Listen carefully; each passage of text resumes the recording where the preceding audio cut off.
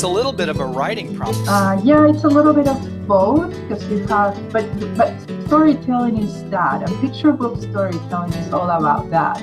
Is what the words are going to tell you and what the images are going to tell you that the words have not told you, and that merge is what makes picture books so wonderful.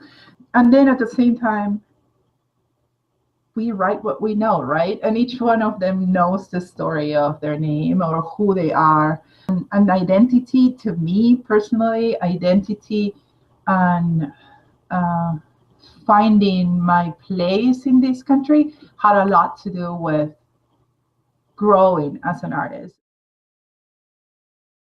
I don't know how many of your students will be thinking of being author illustrators, but to me personally, since I was an illustrator, since I started doing children's books, I always wanted to become an author illustrator, but it was a step farther, and it always felt I wasn't quite ready. So I thought, why not get them these, right? Because it's a good prompt. They don't need to say much. They don't need to write much. If they don't feel they are ready to write, that's fine.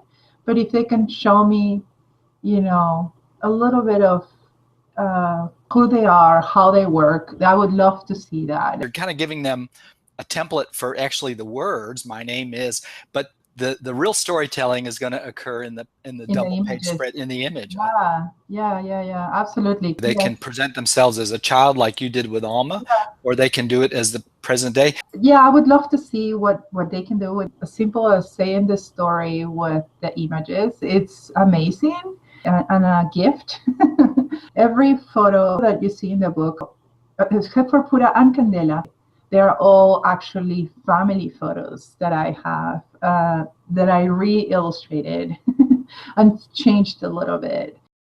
They can do the same thing, make family photos if they want. They can do that too. All photos like I did, yeah.